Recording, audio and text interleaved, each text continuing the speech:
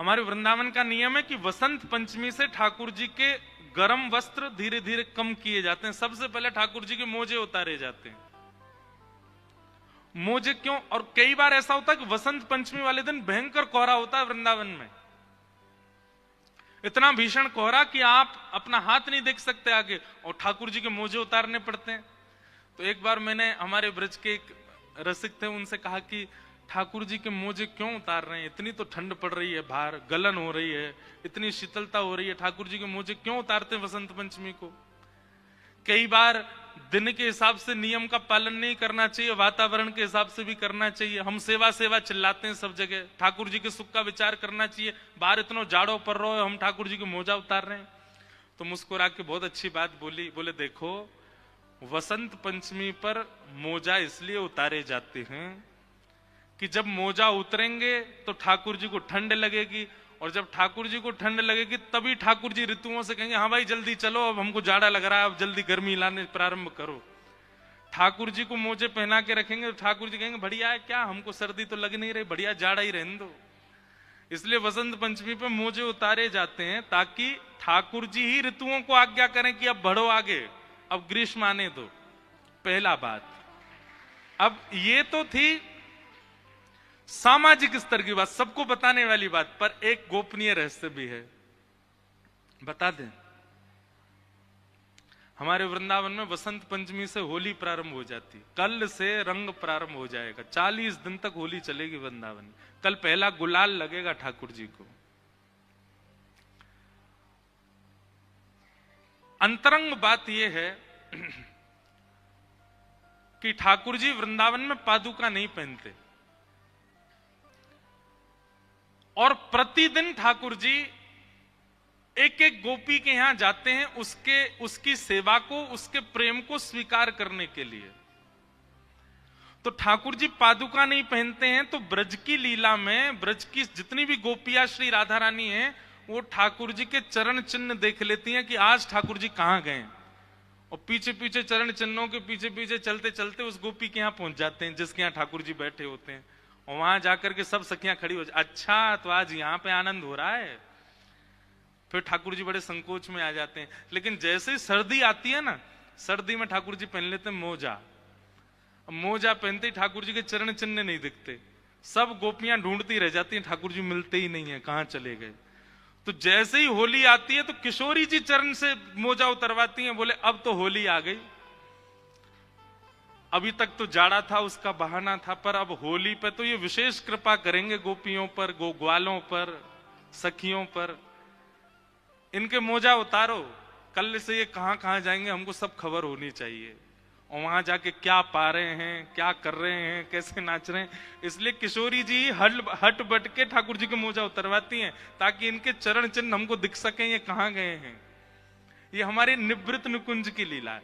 देखो वृंदावन कुंज निकुंज निवृत्त निकुंज, कुंज सबको बताया जाता है, निकुंज प्रेमियों को बताया जाता है, और निवृत्त निकुंज केवल रसिकों को बताया जाता है। अब हमने यहां निवृत्त निकुंज बता दिया, उन्हीं को ही समझ में आया होगा जो रसिक होंगे।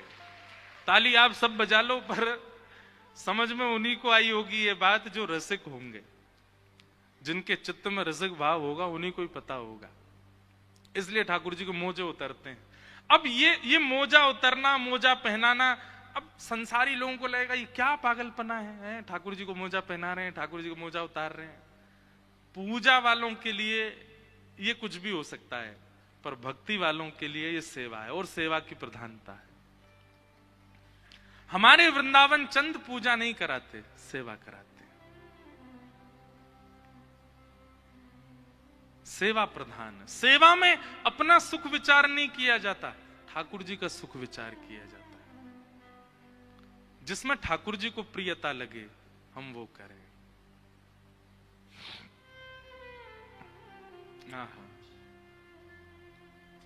अब जैसे ठाकुर जी को प्रिय लगे ये बात मन में आती है तो एक ही पंक्ति गूंजती है मेरे चित्त में,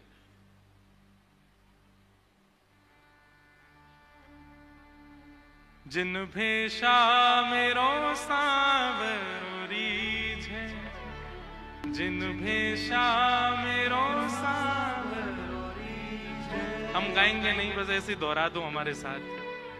जिन भेषा मेरो गिरधर रीझे, जिन भेषा मेरो गिरधर रीझे, सोही भेष धरूंगी हो मैं तो, सोही भेष धरूंगी हो मैं बैरागन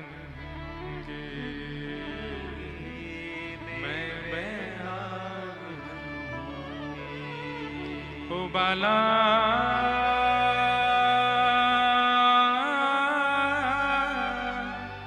मैं बैरागन हूँगी, मैं बैरागन हूँगी, मैं बैरागन हूँगी। कहो तो कुसुमल साड़ी रंगावा, कहो तो कुसुमल साड़ी रंगा। मीराबाई कह रही हैं, अगर कोई कह दे कि सुंदर साड़ी पहनने से ठाकुर जी रिझते हैं, तो मीराबाई पहन लेती हैं। उनका अपना श्रृंगार नहीं है, वो धारण करती हैं जिससे ठाकुर जी प्रसन्न हो, वो वैसे रहती हैं जिससे ठाकुर जी को प्रसन्नता हो। कहो तो कुसुमल साड़ी रंगावा, कहो तो कुसुमल साड़ी। और केवल मीराबाई नहीं, हमारे हनुमान जी सिंदूर क्यों लगाते हैं, प्रसिद्ध कथा सबको पता है। एक बार हनुमान जी ने देख लिया कि सीता जी सिंदूर भर रही है, पूछ लिया कि आप मांग में सिंदूर क्यों भरती हैं। बोले इसको देख के राम जी प्रसन्न होते हैं, और दूसरी बात इससे ये प्रमाणित होता है कि हम राम जी की हैं। हनुमान जी बोले एक धारा लगाने से इतने प्रसन्न होते हैं और प्रमाणित होता है कि आप राम जी की हो, तो हम तो पूरे अंग पे लगाएंगे।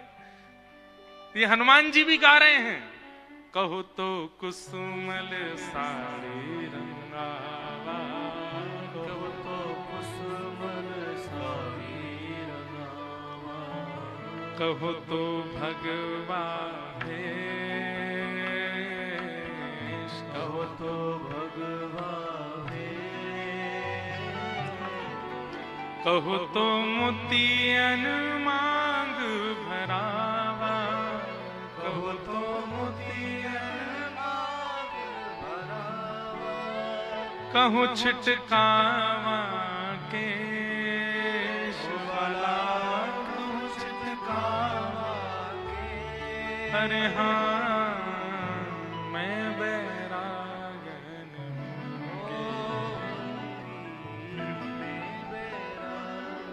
ये क्या है? ये सेवा है, ये पूजा नहीं है, ये सेवा है। और इसी सेवा को क्या कहते हैं?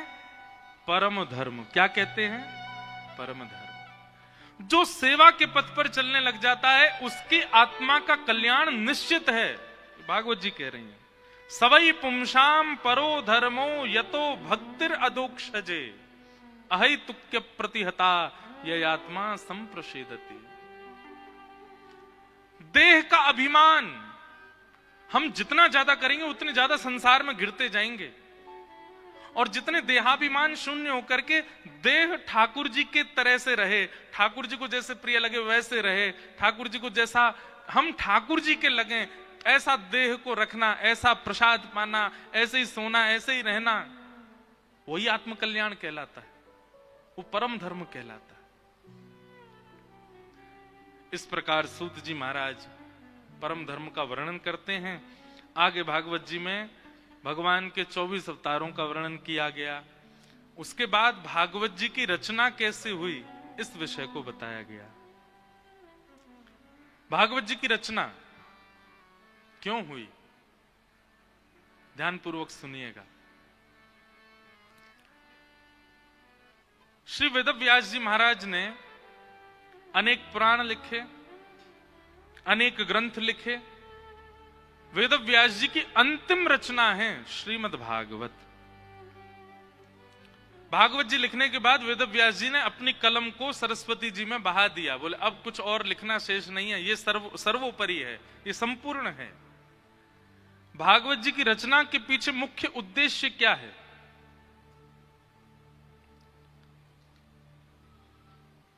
चार पुरुषार्थ हैं बंधुओं, जिन चारों में हम पूरे दिन लगे रहते हैं। हमारा पूरा जीवन इन चार के पीछे ही दौड़ता रहता है। कौन कौन? चार पुरुषार्थ।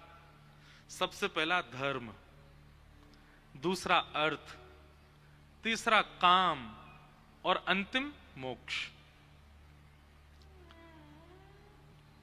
हर व्यक्ति धर्म के पीछे भाग रहा है। एक बात कहें, नास्तिक भी धर्म है, आस्तिक भी धर्म है। आप मंदिर जाते हो, कथा सुनते हो, तिलक लगाते हो, संत जनों को पूजते हो, वैष्णव जनों की बातें सुनते हो, तो आप आस्तिक धर्मावली हो। पर आप मंदिरों को देख के मुंह फेर लेते हो, कथाएं बताएं नहीं सुनते, संत महापुरुषों के प्रति कोई भावना नहीं, तो ये नास्तिक धर्म है, ये भी धर्म है। तो सबसे पहला हम लोगों की गति क्या है? धर्म। अच्छा देखो, धर्म का पालन सब करते हैं। कैसे? भाई सुबह उठ करके कितना भी अधार्मिक व्यक्ति क्यों ना, उसके मन में भी भावना ये आती है कि अब थोड़ा सा मैं ठीक हो जाऊं, थोड़े बाल वाल ठीक कर लूं, थोड़ा नहा धो लूं, अपना मुख पोंछ लूं, थोड़ी परफ्यूम वगैरह ही लगा लूं, थोड़ा कपड़े अच्छे पहनूं। यह भी तो एक धर्म है। शुद्धता का भले तनिक भाव है, पर यह भी तो धर्म कहलाता है। हम कह रहे हैं आप नहाते नहीं हो, आप अच्छे कपड़े भी नहीं पहनते हो, आप शौच क्रिया के लिए जाते हो, वह भी तो धर्म है। ये सब धर्म। आप धर्म से कहां तक बचोगे? तो धर्म के अधीन पूरा विश्व है, सब धर्म का पालन करते हैं। कोई शास्त्रीय धर्मों का पालन करते हैं और कोई अशास्त्रीय केवल जीवन धर्म का पालन करते हैं। धर्म का पालन सब करते हैं। अगर इस बात से देखा जाए तो संसार में कोई नास्तिक नहीं है, सब धर्मावली है। धर्म पहला, जैसे मकड़ी जाला होता है ना, ऐसे ही हम मानव भी इन चार जालों में ही रहते हैं, धर्म अर्थ काम मोक्ष। सबसे पहला धर्म, दूसरा अर्थ। किसी का काम नहीं चलता अर्थ के बिना, सबको चाहिए। चाहे कोई कितना भी बड़ा सन्यासी बन जाए, विरक्त बन जाए, कोई कितना भी बड़ा त्यागी महात्मा बन जाए, पैसा नहीं छूते, चिमटा रखते हैं, उससे उठा के जेब में धर लेते हैं। हाथ से नहीं छूना चाहिए।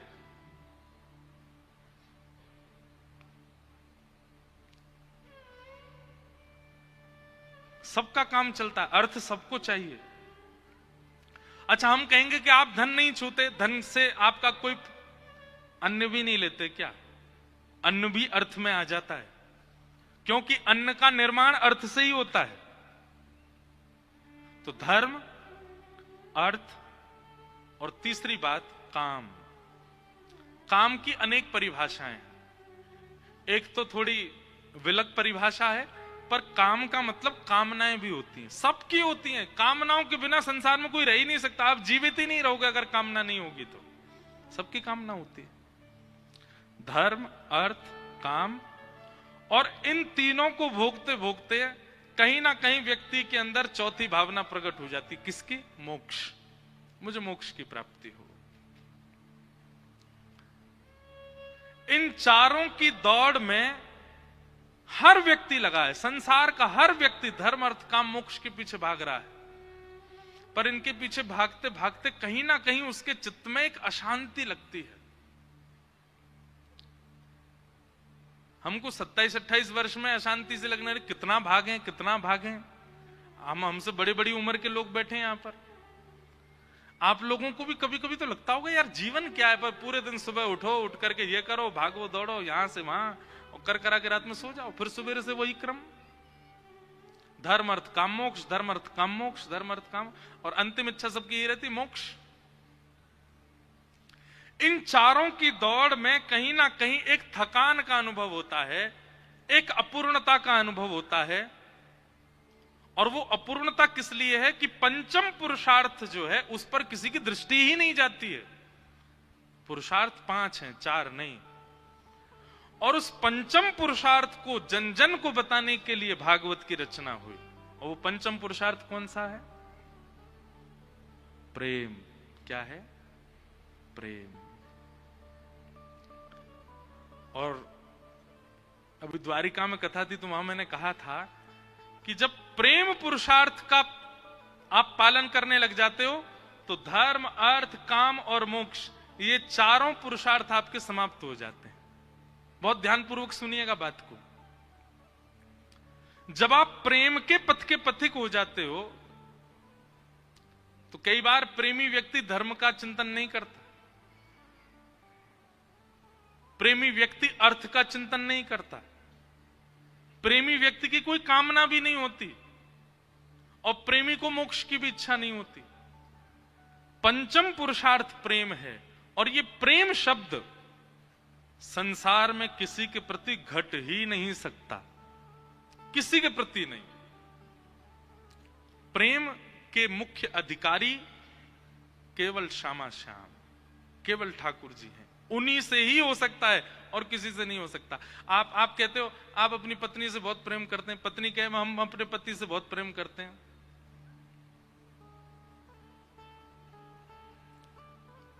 ब्याह होने के कुछ दिन पहले तक ही प्रेम बढ़िया लगता है।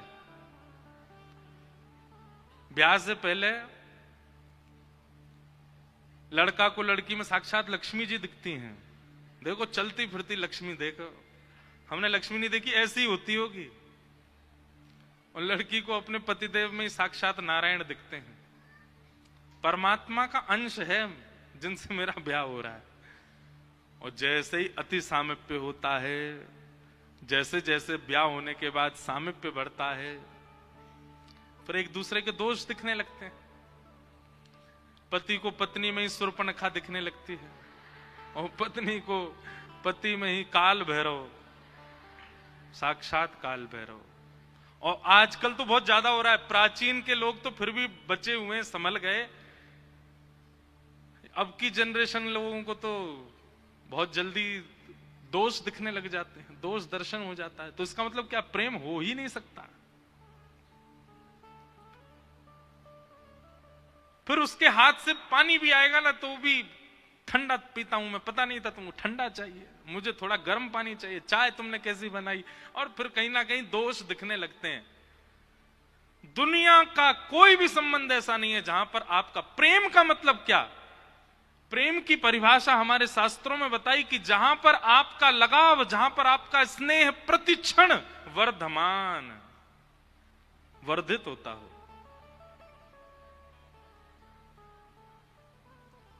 हमारे स्वामी श्री हरिदास जी महाराज का एक पद है, मुझे पद याद नहीं है पर बहुत अच्छा है। ठाकुर जी किशोरी जी से क्या कह रहे हैं? राधे जब जब देखूं तेरो मुख।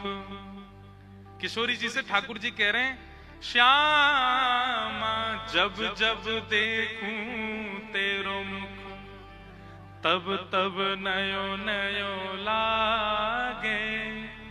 तब तब नया नया लगता है। ठाकुर जी कहते हैं मैं किशोरी जी को देखते समय जितनी बार पलक झपकता हूं, हर पलक झपकने के बाद जब नेत्र खुलते हैं तो किशोरी जी अलग होती हैं। इसे प्रेम कहते हैं। ये हो सकता है संसार में? संसार का कैसा पता है? हर पलक के बाद में वो और घटने लगता है।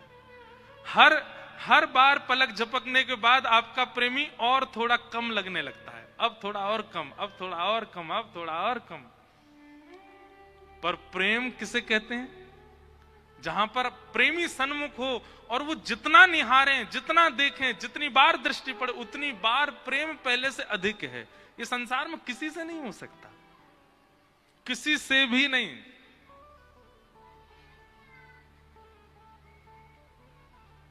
हमारे गिरधर लाल 6 वर्ष के हो गए इस बार। पहले वर्ष का स्वरूप दिखाऊंगा आज आपको शाम को, और अब के ठाकुर जी देखना, जमीन आसमान का अंतर होगा पहले स्वरूप में और अब के स्वरूप में। हर दिन ठाकुर जी नवीन लगते हैं। आपके तो घर पे विराज रहे हैं, आप रोज देखो, हर दिन एक नवीनता का अनुभव होगा उनके स्वरूप में। हमको तो हर दिन लगता है कि आज ठाकुर जी को एक गाल ज्यादा फूलो भयो है, आज ठाकुर जी को एक हाथ ज्यादा गदमदरा सो है गो है, आज लाल जी को एक पाम ज्यादा भार बड़ो भयो है। प्रति क्षण, प्रति पल, प्रतिदिन वर्धमान जो हो उसको प्रेम कहते हैं, और वो प्रेम संसार में नहीं हो सकता। संसार में तो घटता है, संसार में तो उसकी सूक्ष्मता आती है। राधे जब जब देखूं तेरो मुख, तब तब नयो नयो लागे, तब तब नया नया लगता है ये प्रेम। तो धर्म, अर्थ, काम और मोक्ष, ये चतुर्विध पुरुषार्थ, और इन चतुर्विध पुरुषार्थ के अधिक भाव को स्थापित करने के लिए पंचम पुरुषार्थ प्रेम का प्रमाण दिया गया, उसके लिए भागवत जी की रचना हुई। श्रीमद् भागवत जी धर्म नहीं सिखाएंगी, अर्थ नहीं सिखाएंगी, कामनाओं की पूर्ति नहीं सिखाएंगी, मोक्ष भी नहीं सिखाएंगी। भागवत जी तो केवल प्रेम सिखाएंगे, और वह प्रेम भी किससे? ठाकुर जी से। प्रेम क्या? धर्म ने कहा ऐसे चलो, पर प्रेमी वैसे नहीं चलता, उल्टा हो जाएगा, उसके विलग चलेगा। हमारे यहां जैसे मीराबाई का प्रसंग आता, ऐसी एक और थी करमेती बाई। क्या नाम था? करमेती बाई। करमेती बाई भी राजस्थान की थी। करमेती बाई के प्रसंग में आता है कि बचपन से ही उनके चित्त में कृष्ण भक्ति थी। एक बात मैं कथा में कहा करता हूं कि भक्ति के जो गुण हैं वो दो लोगों के अंदर आते हैं। पहला कौन? जिसके पूर्व जन्म के भक्ति के संस्कार इस जन्म में भी आए हों तो ही वो भक्त बन पाता है। कहीं ना कहीं उसने पूर्व जन्म में खूब भक्ति करी है, इस जन्म में किसी की कथा सुन के, कहीं दर्शन करके, किसी सत्संग को करके उसके चित्त में भक्ति आ जाती है। तो भक्ति के जागृत होने का पहला कारण क्या है? पूर्व के संस्कार। और या फिर भक्ति दूसरे प्रकार के लोगों में आती है जो घोर नास्तिक हों, घोर कामी, घोर क्रोधी, घोर लोभी, सब चीज घोर ही घोर हो। उनको जीवन में एक ऐसी ठोकर लगती है कि उस ठोकर के बाद वो भक्त बन जाते हैं, उनको फिर वो भक्ति मार्ग में आ जाते हैं।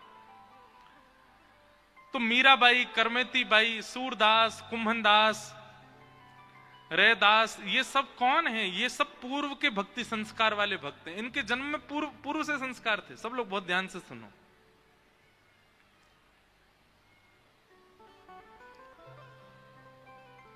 करमेती बाई बचपन से कृष्ण भक्त। आपके पिताजी ने आपका ब्याह निश्चित कर दिया, और जैसे ब्याह निश्चित हुआ तो करमेती बाई ने और तो कुछ नहीं देखा, केवल ये देखा कि जिनसे मेरा ब्याह हो रहा है वो पति में और परिवार में भक्ति के लक्षण है कि नहीं है। यहां जो भीतर बैठे हैं भैया, थोड़ी ना शांति रखें, बस कोई आवे जावे बिल्कुल शांति से। आपको नहीं पता बाहर लोग कितने धूप में बैठे हैं। ये देखो यहां से पंडाल खुलना शुरू हो गया। तो जो लोग ध्यान से बैठे हैं, वैसे एक बात बुरा नहीं मानिएगा, सबसे ज्यादा ध्यान से पता कौन सुनते हैं? ये जो बैरिकेडिंग है इससे पीछे वाले सब लोग बहुत ध्यान से सुनते हैं। बस आगे वाले थोड़ी सावधानी रखा करें, इसलिए हम पीछे ही देखते रहते हैं, आगे वालों को देखते नहीं, उनकी बातें खत्म नहीं होती। तो इसलिए हमारी प्रार्थना है, बहुत भाव से आपको आगे बैठने का अवसर मिला है। आगे वालों को तो 3 घंटा पलक भी नहीं झपकनी चाहिए, इतना भाव से सुनना चाहिए। और आगे वालों से एक और निवेदन है हमारा कि व्यास से पूर्व ही कल आके बैठ जाइएगा। पीछे वाले बेचारे देखो कब आके बैठ जाते हैं, और यहाँ अभी एंट्री चली रही है, तो इसलिए आगे वाले थोड़ा सा अपने इस उपयोगिता का सावधानी से इस भाव को उपयोग करें कि पहले ही आ जाया करो, बहुत सावधानी से सुनो। तो करमेती बाई ने जब देखा कि मेरे जो जिनसे मेरा ब्याह हो रहा है, ना तो वो वैष्णव और ना वो परिवार वैष्णव, कैसे रहूं मैं?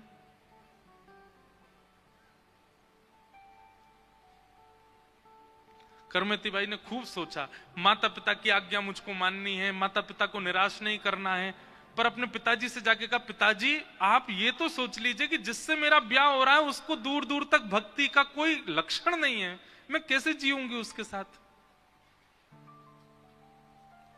लेकिन प्राचीन काल में माता पिता, हो जाएगा बेटा, तुम सब कर दोगी, तुम्हारे साथ रहने से फिर हो जाएगा। करमेती बाई बोली, मैं अवसर नहीं देना चाहती हूं अपने आप को या किसी और को, ये मेरा अंतिम जन्म है, मुझे इसमें अपना कल्याण करना है। मैं अब ये देखूंगी नहीं कि उसके साथ जाके उसको फिर भक्त बनाऊं, जिसमें अभी से ही संस्कार मांस मदिरा आदि के हैं, वो कैसे भगवत भजन करेगा। लेकिन पिताजी नहीं माने।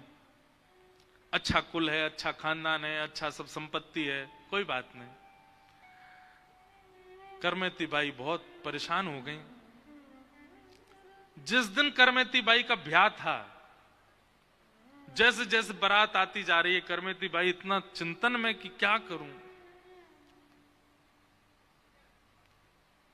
कान पकड़ के कक्ष में ही क्षमा मांग ली माता पिता से, और द्वार पर बारात आई और करमेती बाई वृंदावन भाग गई। उसी समय छोड़ के चली गई घर।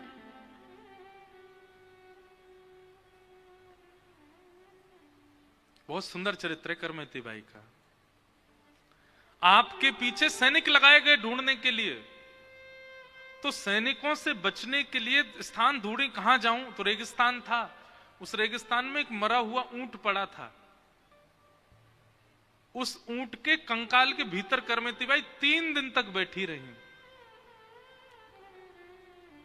जब आप वृंदावन आई तो वृंदावन में धीमे धीमे फिर जब आप बैरागन हो गई, बिल्कुल जोगी हो गई, वृंदावन में रहकर भजन के, तो एक बार एक संत ने प्रश्न किया, करमेती जी हमने सुना है कि जब आप वृंदावन आई थी 3 दिन तक आप ऊंट के भीतर रही सैनिकों से बचने के लिए। करमेती जी बोली, हाँ। आपको दुर्गंध नहीं आई वहां पर? हम तो मरे हुए जानवर के पास नहीं, जानवर कहीं दूर मर जाए तो उस स्थान में नहीं खड़ा हुआ जा सकता, आप उसके भीतर 3 दिन तक बैठी, आपको दुर्गंध नहीं आई? करमेती बाई का उत्तर बहुत सुंदर है, समझ में आ जाए तो बड़ी बात है। करमेती बाई कहती हैं, मरे हुए कंकाल में इतनी दुर्गंध नहीं होती जितनी दुर्गंध संसार के विषयों में होती है। जिस दिन संसार के विषय की दुर्गंध आ जाएगी ना, उस दिन मरे हुए ऊंट की दुर्गंध फीकी लगेगी। इस संसार का काम, संसार का क्रोध, संसार का लोभ, संसार में भौतिकवाद का लोभ, इसकी दुर्गंध जब तक नहीं आ रही है तब तक आपको विषयों, बाहर के जानवरों की दुर्गंध लग रही है। जिस दिन विषयों से दुर्गंध आने लग गई, उस दिन ये दुर्गंध कम लगेगी आपको। तो करमेती बाई सब छोड़ के वृंदावन आ गए। तब आपके पिताजी ढूंढते ढूंढते वृंदावन आए और करमेती बाई सालों बाद उनके पिताजी को मिल गई। तब करमेती बाई से उनके पिताजी ने कहा, बेटी तो अपने आप को भक्त कहती है, अपने आप को साधक कहती है, और एक माता पिता को रोता बिलखता छोड़ के आई। और रोना बिलखना बात एक है, तूने तो हमारी नाक कटवा दी नगर के आगे, बारात द्वार पर आके तू भाग गई। तो करमेती बाई, देखो इस प्रसंग का गलत अर्थ मत निकालिएगा, लेकिन प्रेम अतीत होता है तो व्यक्ति धर्म पर चिंतन नहीं करता। करमेती बाई हाथ जोड़ के पिताजी को प्रणाम करती हैं और पिताजी से कहती हैं, पिताजी क्षमा कीजिएगा, नाक उसकी कटती है जिसकी नाक होती है, और नाक उसी की होती है जो कृष्ण के होते हैं। आपकी नाक कैसे कट गई? नाक तो मेरी कट जाती अगर मैं उससे ब्याह कर लेती, तो नाक तो मेरी कटती अगर मैं ऐसे खानदान में जाती जहां मांस परोसा जाता है, जहां कृष्ण भक्तों की उपासना, अवहेलना की जाती, उपहास किया जाता है। और उसी वक्त अपने सेवा के गोपाल जी अपने पिताजी को दिए। पिता ने कहा कि अब हम कैसे जिए, तुम्हारी मां इतनी व्याकुल रहती है। तब करमेती बाई ने ठाकुर जी दिए, बोले आज से आपके यही पालनहार हैं, यही आपके पुत्र हैं, इन्हीं की सेवा करो। अपने माता पिता को भी भक्त बनाया। तो प्रेमी व्यक्ति कई बार धर्म का चिंतन नहीं करता, प्रेमी कई बार अर्थ का चिंतन नहीं करते, प्रेमियों की कई बार कोई कामना नहीं होती, वो निष्काम होते हैं। और प्रेमियों को मोक्ष की भी इच्छा नहीं होती, वो मोक्ष भी नहीं चाहते। उस प्रेम को चित्त में व्यवस्थित करने के लिए भागवत की रचना की गई। भागवत धर्म प्रधान, अर्थ प्रधान, काम प्रधान और मोक्ष प्रधान ग्रंथ नहीं है। श्रीमद् भागवत प्रेम प्रधान ग्रंथ है। इनके श्रवण के बाद, इनके आश्रय के बाद आप प्रेमी नहीं बने, आपने समय व्यर्थ किया कथा में आके। आप प्रेमी बन जाओ, प्रेमी बनो, आपका स्वभाव प्रेम में हो जाए। और प्रेमी का स्वभाव कैसा होता है पता है? वो एक बार मिलेगा,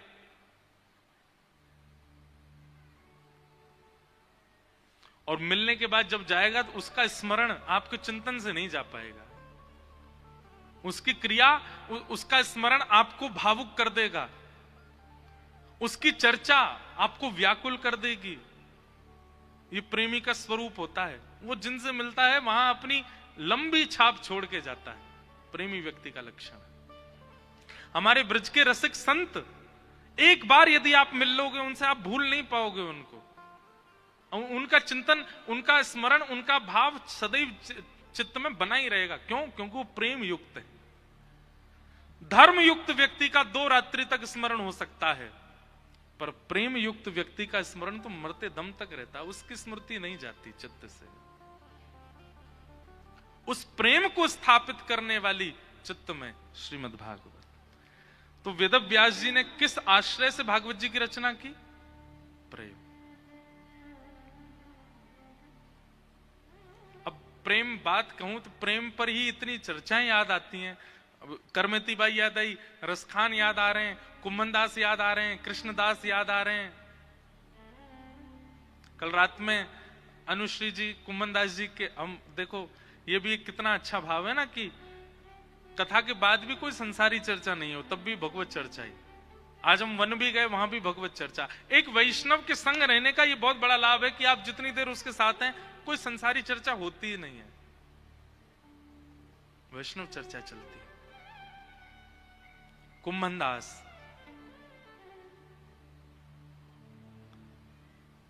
उनके चरित्र में ऐसा वर्णन आता है कि इतने दीन थे, इतने गरीब थे कुम्मनदास। गरीब शब्द बोलने में मुझको थोड़ा अटपटा लगता है, इसलिए मैं दीन बोलता हूं। इतने दीन थे कि उनके घर में तिलक स्वरूप लगाने के लिए शीशे की आवश्यकता होती है, शीशा भी नहीं था। कठौते में जल भरते और उसमें अपनी छाया देखते, और छाया देख के तिलक लगाते थे। कुम्मनदास जी के इस त्याग को देख करके ठाकुर जी इतने ही रीझ गए कि कुम्मनदास जी की गोद में स्वयं ठाकुर जी आ जाते थे। और स्वयं ठाकुर जी, छोटे से गोपाल जी आके कुम्मनदास जी की गोद में बैठते, और सुबह सुबह नहा धो करके कुम्मनदास जी जब तिलक स्वरूप कर रहे होते, सोई ठाकुर जी आ जाते। ठाकुर जी कठौता के जल को तो फैला देते और कहते, ए कुम्मना, तेरी आरसी तो मैं हूं। आरसी मतलब शीशा, तेरो शीशा तो मैं हूं। और ठाकुर जी अपने छोटे छोटे हाथों से कुम्मनदास जी का ऐसा मुख पकड़ते, बोले हाँ कुम्मना अब तिलक लगा। कुम्मनदास जी तिलक जैसे रखते, ठाकुर जी कहते नेक नेक इधर कर, हाँ नेक इधर कर, हम अब बीच में अब लगा ले। और जैसे किस देख टेढ़ो जा रहा हो, सीधो कर या सीधो कर, हाँ लग गयो लग गयो। अरे वाह कुम्मना कितनो सुंदर लग रहा है, देख मेरो कुम्मना कितनो प्यारो। कुम्मनदास जी के नेत्र सजल हो जाते, ठाकुर जी उनसे तिलक लगवाते। क्यों? कुम्मनदास धर्मावली नहीं है, कुम्मनदास अर्थावली नहीं है, कुम्मनदास कोई बहुत बड़े सिद्ध नहीं है, कुम्मनदास प्रेमी है। उनके चित्त में प्रेम है। इसलिए हमारी प्रार्थना है भैया, कलयुग में सिद्ध, कलयुग में तपस्वी, कलयुग में वैरागी, विरक्त होना बहुत मुश्किल है। हम निंदा भाव से नहीं कह रहे हैं, पर हम जानते हैं, बहुत नजदीकी से देखते हैं, इसलिए हम कह रहे हैं बहुत मुश्किल है। पर कलयुग में प्रेमी बनना बहुत सरल है, बहुत सहज है। प्रेमी बन जाओ, और वो प्रेम श्रीमद् भागवत से आएगा। चित्त में।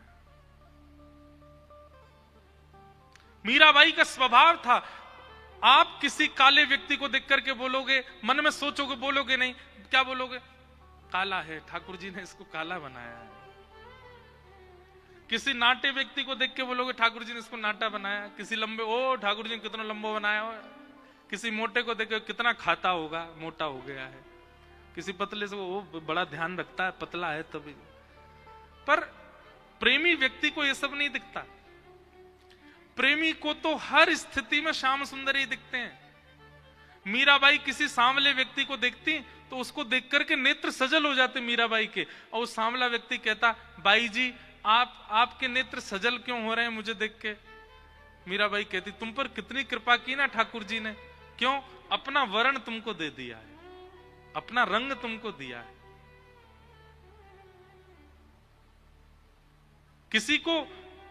किसी के घुंघराले केश देखती, भले ही स्वरूप सुंदर नहीं है, केश ही घुंघराले, मीराबाई भावुक हो जाती, तुम्हारे केश ठाकुर जी जैसे हैं ना।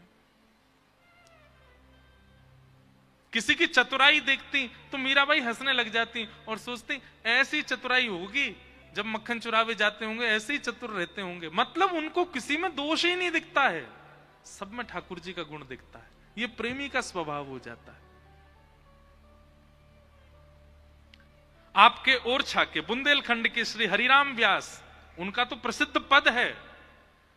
हरिराम व्यास जी के सामने अगर कोई क्रोधी आ जाता है तो हरिराम व्यास जी नहीं कहते क्रोध ही आया, यूं कहते ओहो परशुराम जी की कृपा वाला व्यक्ति आ रहा है, इस पर परशुराम जी की बहुत कृपा है। कोई बहुत लोभ ही आता, जिसको धन की बहुत इच्छा होती, हरिराम व्यास जी कहते इस पर बामन भगवान की बड़ी कृपा। बामन भगवान भी लेने गए थे ना बलि के यहां। ये प्रेमियों का स्वभाव होता है कि वो जित देखो, जिस व्यक्ति को देखो, उसके गुण, उसके स्वभाव में भी ठाकुर जी को देख लेते हैं। ये प्रेमी का स्वरूप होता है। और ये प्रेम भागवत से आता है। ऐसी प्रेम की प्रधानता के लिए भागवत की रचना वेद व्यास जी महाराज ने की। वेद व्यास जी महाराज ने विचार किया कि भागवत की रचना तो हो गई, अब इसको घर घर जन जन तक पहुंचाऊं कैसे? तब वेद व्यास जी महाराज के पुत्र हैं श्री सुखदेव जी महाराज। सुखदेव जी का स्मरण किया और सुखदेव जी जो कि निर्गुण निराकार ब्रह्म की उपासना में थे, उनको बुलाकर के भागवत जी का आस्वादन कराया। उन्हीं सुखदेव जी ने परीक्षित को जाकर के भागवत की कथा सुनाई। प्रश्न हुआ ये परीक्षित कौन है? तो यहां महाभारत का प्रसंग सुनाया गया कि यदा मृधे कौरव जयानां वीरेस्वथो वीरगतिं गतेषु ब्रकोदरा विगदा विमर्श भृगनोरुदंडे धृतराष्ट्रपुत्रे। महाभारत का प्रसंग बहुत सावधानी से सुनिएगा। श्रीमद् भागवत जी में महाभारत का विश्राम प्रसंग है। मैं ज्यादा विस्तार नहीं करूंगा। बहुत समय से मैंने भीष्म स्तुति नहीं कही, आज मैं भीष्म स्तुति सुनाऊंगा, तो इसलिए भीष्म स्तुति तक पहुंचना है।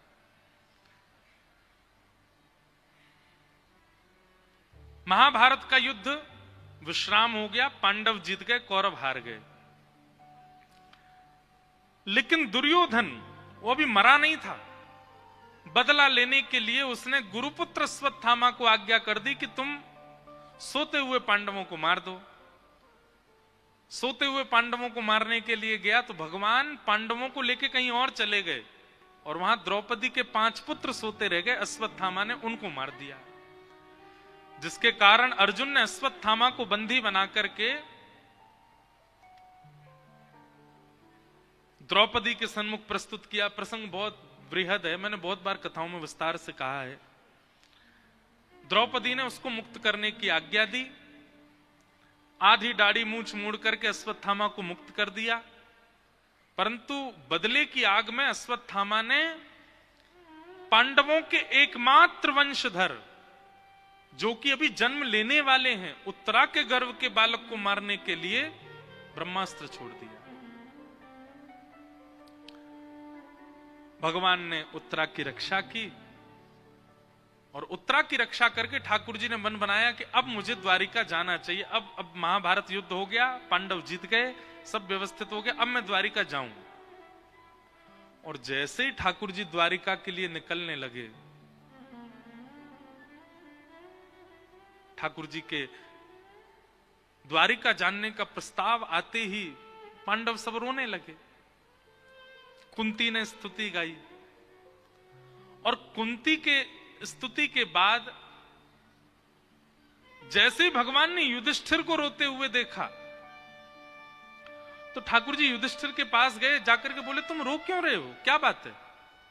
तो युधिष्ठिर भगवान जा रहे हैं इसलिए नहीं रो रहा था, वो इसलिए रो रहा है कि मैंने इतनी माताओं को विधवा कर दिया, मेरी वजह से इतने बालक अनाथ हो गए, ये महाभारत युद्ध में मैंने अपनों को मार दिया, इस बात से वो दुखी था। अब मुझे नरक में भी स्थान नहीं मिलेगा, मैंने बहुत बड़ा पाप किया। बहुत ध्यान से सुनिएगा, ठाकुर जी कहते हैं क्रिया करने से पहले सावधानी चित्त में आ जाए तो अच्छा, पर क्रिया हो जाने के बाद अपने आप को कोसना, क्रिया को कोसना, मैंने ऐसा क्यों कर दिया, मुझसे बहुत बड़ा अपराध हो गया, और फिर लंबे समय तक उसी के कष्ट में रहना, ठाकुर जी कहते हैं ये उचित व्यक्ति का लक्षण नहीं है। भगवान ने तो ऐसा शब्द कहा है वो मैं बोल नहीं सकता, और ठाकुर जी बोल रहे हैं तो मैं भी बोल सकता हूं, पर फिर भी नहीं बोलना।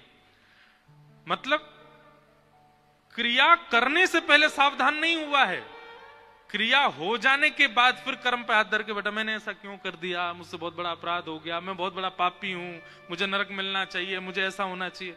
ठाकुर जी कहते हैं ये उचित व्यक्ति नहीं है। महाभारत युद्ध प्रारंभ से पूर्व अर्जुन व्याकुल हुआ था, उचित है, और मैंने उसको गीता सुनाई।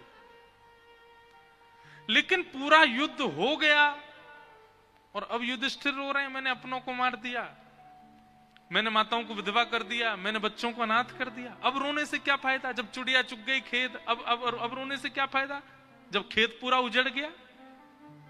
अरे खेत उजड़ गया तो अब प्रयास करो कि फिर से उपजाऊ हो।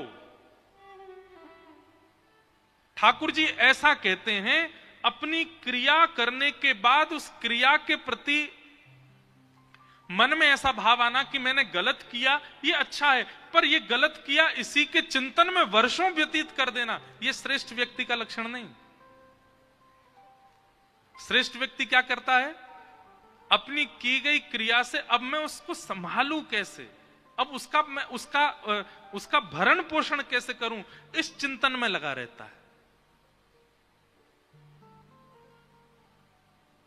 इसलिए कभी कुछ ऐसा हो जाए आपसे जो उचित नहीं है, उसके बाद में गलती तो स्वीकार कीजिए, मानिए कि मैंने गलत किया, अपने अपराध का बोध करना चाहिए, पर उस अपराध बोध में वर्षों तक व्यतीत करना, आजकल के बच्चे यही तो करते हैं, डिप्रेशन में चले जाते हैं, उनको एंजाइटी होने लगती है, एग्जाम खराब हो गया तो रात भर रोते रहते हैं, कई बच्चे तो आत्महत्या कर लेते हैं। ठाकुर जी कहते हैं नहीं, ये उचित व्यक्ति का लक्षण नहीं। कोई गलती आपसे हो गई तो गलती स्वीकार करके पहला काम क्या करना है, दोबारा ऐसा नहीं करूंगा ये संकल्प लो, और अब जो बिगड़ गया है उसको कैसे संभाला। सीधी बात एक माताओं बहनों के उदाहरण से समझाऊं, सब्जी में नमक ज्यादा पड़ गया, उसके बाद सब्जी को डस्टबिन में फेंक देना ये उचित लक्षण नहीं है। तो क्या करना है, उसमें नींबू डालो, पानी डालो, सब्जी और बढ़ा दो, कुछ दही डालो, ये करके वैसे करके उसको संभालो, उसको नष्ट नहीं करना।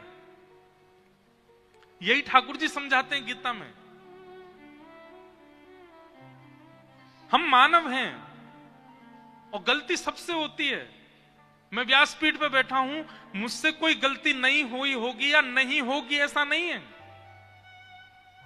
सब लोग इधर देखो, इधर देखो, इधर देखो, इतने देखो।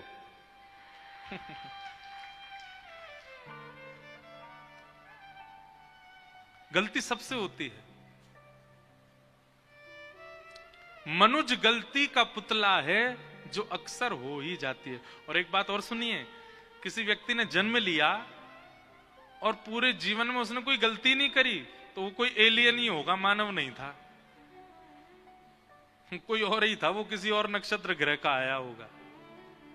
आप मानव हो, आपका जन्म हुआ है, पृथ्वी पर आए हो, तो आपसे गलती होगी, नहीं रह पाओगे। बस गलती करने के बाद कहीं सत्संग में सुन लिया कि ये गलत है, जो मैंने किया था वो गलती थी, वहीं संकल्पित हो जाओ, पुनर् ये नहीं करना है। बिगड़ना सवरना लगा रहता है मानव के जीवन में। कोई व्यक्ति सवरता ही नहीं रहता है। और कई बार बिगड़ाव जरूरी है, क्योंकि कई बार बिगड़ाव ही सिखाता है। हम एक बात आपको बहुत स्पष्ट कह दें, जिस व्यक्ति से कभी गाड़ी की टक्कर नहीं हुई हो उसकी गाड़ी में बैठना नहीं।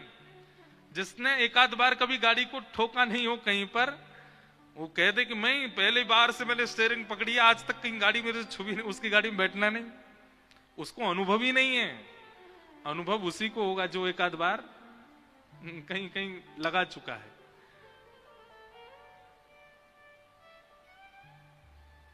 कई बार उनकी चाय बुरी बनती है जो हमेशा अच्छी बनाते हैं, पर जिनसे कभी कभी बिगड़ी है उनकी चाय, उनको पता होता है पिछली बार का अदरक ज्यादा थी, ये ज्यादा, तो संभालते हैं।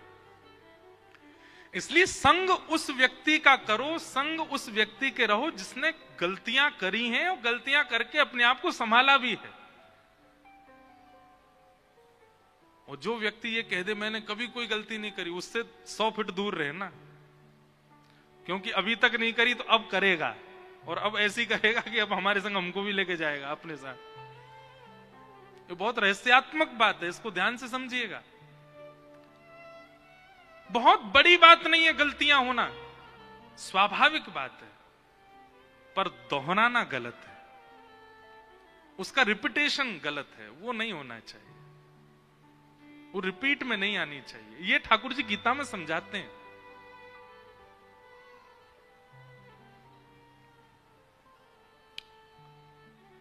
भगवान कहते हैं अर्जुन को मोह हुआ था, युद्ध करने से पहले उसने धनुष बाण छोड़ दिए, मैं युद्ध नहीं कर सकता। उसको गीता मैंने सुनाई, और जब युद्ध हो गया, सब खत्म हो गया, सब कुछ हो गया, अब रो रहे हैं युधिष्ठिर। भगवान बोले अब मैं नहीं समझाऊंगा, अब तो मेरा भक्त भीष्म पितामह समझाएगा। और देखना बंधुओं, एक इतनी विलक्षणता है, ठाकुर जी ने समझाया तो अकेले अर्जुन को समझ में आया, लेकिन ठाकुर जी के भक्त भीष्म पितामह ने समझाया तो सारे पांडवों को समझ में आ गया। एक बात स्पष्ट है कि ठाकुर जी अपनी कथा स्वयं नहीं गा सकते। ठाकुर जी की कथा तो कोई वैष्णव ही सुना सकता है, ठाकुर जी की कथा तो कोई उनका जन ही सुना सकता है। ठाकुर जी हर चीज में निपुण होंगे, लीला अच्छी कर देंगे, ठाकुर जी श्रृंगार अच्छा करेंगे, ठाकुर जी रास बढ़िया कर लेंगे, ठाकुर जी कृपा अच्छी कर, पर अपनी कथा अच्छी नहीं कर पाएंगे। ठाकुर जी कथा तो उनके वैष्णव ही कर सकते हैं। तो भीष्म पितामह, महाभारत में मेरा सबसे प्रिय पात्र यदि कोई है तो वह है भीष्म पितामह। अद्भुत है। भगवान ने जैसे ही देखा युधिष्ठिर रो रहे हैं, भगवान बोले कि अब मैं नहीं समझाऊंगा युधिष्ठिर को तो भीष्म पितामह समझाएंगे। और भगवान सभी पांडवों को लेकर के रणभूमि की ओर चल पड़े। क्यों? अब यहां एक और बात थी कि भीष्म पितामह को इच्छा मृत्यु का वरदान है, ये बात सबको पता है, सबको पता है। भीष्म पितामह के पिताजी शंतनु, उन्होंने प्रसन्न होकर के अपने पुत्र को वरदान दिया था कि जब तक तुम्हारी इच्छा नहीं होगी तुम मरोगे नहीं, चाहे तुमको कोई बीच से अलग कर दे। अब भीष्म पितामह कोई बीच से अलग जैसी स्थिति, बाणों पूरे शरीर में जितने रोए हैं कम से कम उतने ही बाण लगे हैं भीष्म पितामह को, लेकिन उस अवस्था में भी बाणों की सैया पर जीवित हैं, क्योंकि इनकी इच्छा क्या है, मेरे प्राण तब निकले जब श्याम सुंदर सामने होंगे। मेरे प्राण कब निकले? जब ठाकुर जी। मैं एक बात कथा में कहता हूं, जीवन चाहे जैसा हो, जीवन अर्जुन जैसा हो, जीवन युधिष्ठिर जैसा हो, भीम जैसा हो, नकुल सहदेव जैसा हो, पर जीवन का अंत भीष्म पितामह जैसा हो। भीष्म पितामह। इतना तो कहना स्वामी,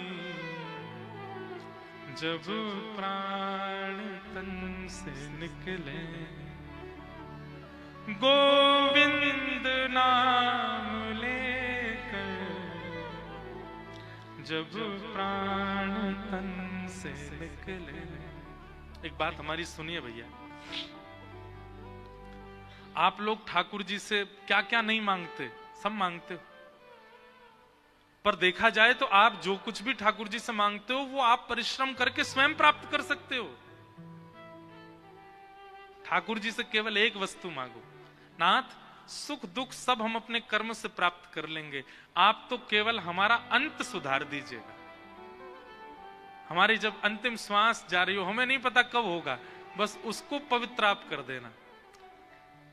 सागर में हमारे प्राण निकल रहे हों, जीवन भर सागर में रहे, अटल बिहारी जी के दर्शन किए, राधा वल्लभ जी के दर्शन किए, द्वारिकाधीश जी के दर्शन किए, पंडरीनाथ श्री विठल भगवान का भी मंदिर है, उनके दर्शन किए, लेकिन नाथ अंतिम समय जब आए ना, जीवन भर तो मैं आऊंगा आपके पास, पर अंतिम समय में मुझे खोज लेना, मैं कहां हूं, आप आ जाना मेरे पास, बस इतना कर दीजिए। ये मांगा कीजिए ठाकुर जी से। कहते हैं ना, अंत भला तो सब भला। आपने जीवन में करोड़ों कमाए, जीवन में अनेकों का प्रेम कमाया, पर अंत आपका पावन नहीं हुआ, तो जीवन चाहे जैसा हुआ हो।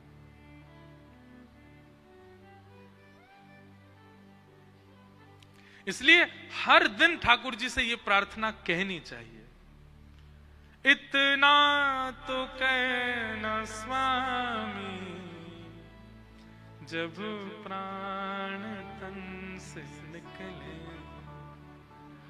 गोविंद नाम लेकर, जब प्राण तन से निकले। हे नाथ, मेरे जब प्राण निकल रहे हो तब मुख से अपने आप गोविंद शब्द का उच्चारण हो जाए, और आप मेरे सामने खड़े हो। कैसे खड़े हो? पीतांबरी कसी हो, मुखड़े पे कुछ हंसी हो, छवि मन में ये बसी हो, जब प्राण तन से निकले। श्री गंगा जी का तट हो, यमुना का वंशीवट हो, मेरा सांवरा निकट हो, जब प्राण तन से निकले। एक राजस्थान के एक भक्त थे,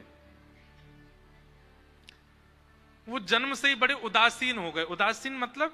उदासीन का मतलब उदास को नहीं कहते, उदासीन का मतलब जो संसार से बहिर अंतर्मुखी हो जाए। ब्याह में रुचि नहीं, व्यंजनों में रुचि नहीं, वस्त्रों में रुचि नहीं, श्रृंगार में रुचि नहीं, व्यवहार में रुचि नहीं, उसको कहते हैं उदासीन। कई परिवारों में जन्म से ही बालक उदासीन से हो जाते हैं, उनको ज्यादा मन नहीं लगता। उनसे कहो कि भाई आज तुम्हारे घर में ब्याह है, सज धज लो, ऐसे ही आ जाएंगे। उनसे कह लो बढ़िया रोटी बनी है, खा लो ना, धारो इसमें मिर्च का अचार दो, ऐसे ही खा लेंगे। कोई उनका ना तो उनके जीव में इतना स्वाद होता है, ना उनके तन को इतनी सजने संवरने की इच्छा होती है, ना उनको ऐसा मन कि मुझसे कोई ज्यादा लोग बात, वो जन्म से ही उदासीन होते हैं। तो राजस्थान में 3 भाई थे, बीच वाले एक भैया वो उदासीन, उनको मुझे नाम याद नहीं आ रहा उनका, सब जगह से उदासीन हो गए। उनके बड़े भैया, छोटे भैया, सबने खूब प्रयास किया कि हमारे बीच वाले भैया कहीं काम करें, कहीं नौकरी करें, कहीं लग जाएं, कुछ तो कमाएं।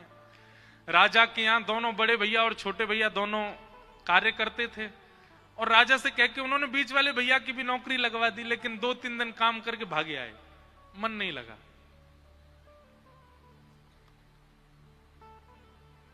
संसार कितना स्वार्थी है। घर के लोगों को कुछ दिन बाद वो खटकने लगे, कुछ करते धरते नहीं है, बस पाते रहते हैं, पड़े रहते हैं। व्यंग में एक दिन घर के लोगों ने कह दिया, बोले कुछ करते तो हो नहीं, पूरे दिन रोटी उड़ाते हो। पता चलती जब स्वयं जाते, स्वयं बना के खाते। अब उनको इतना ज्यादा ये बात पीड़ा देने लगी, अब घर के लोगों को हमारा उपस्थिति से सुख नहीं, तो हम चले जाते हैं। उन्होंने निर्णय लिया, घर वालों से कहा हम घर छोड़ के जा रहे हैं, आप लोग प्रेम से निवास करिए, हम कहीं और रहेंगे। घर के लोगों ने कहा कहां जा रहे हो ये तो बता दो। बोले क्यों, क्या करोगे? बोले कल को तुम्हारे प्राण चले गए, हम लोग आएंगे तुम्हारे शव को लाके तुम्हारा अंतिम संस्कार तो कर देंगे। बोले नहीं, जब हमसे ही आपका कोई संबंध नहीं है तो फिर हमारे अंतिम संस्कार से भी आपका कोई संबंध नहीं होना चाहिए। तो छोटे बड़े भैया व्यंग में बोले तो फिर कौन करेगा तुम्हारा संस्कार? बोले आपका कौन करेगा? बोले हमारे तो हैं, हमारे अपने, वो करेंगे। बोले मेरे श्री राम है, राम जी करेंगे। और मैंने राम कथा में सुना है कि उन्होंने जटायु का संस्कार किया था, मेरा भी वही करेंगे क्योंकि मैं उनको अपना मानता हूं। निकल पड़े घर से, सत्य घटना है।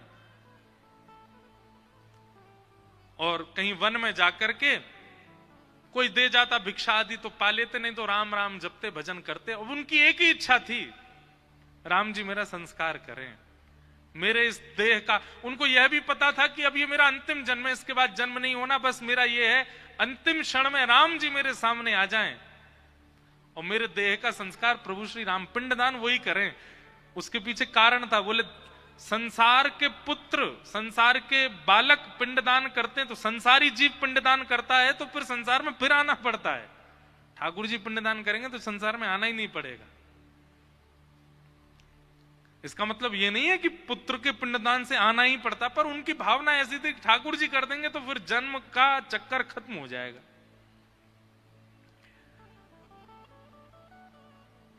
उनका अंतिम समय आया, और अंतिम समय आया तो जीवन भर जिस भावना से उन्होंने भजन किया था वो पूर्ण हुआ, और प्रभु श्री राम उनके सामने प्रकट हो गए।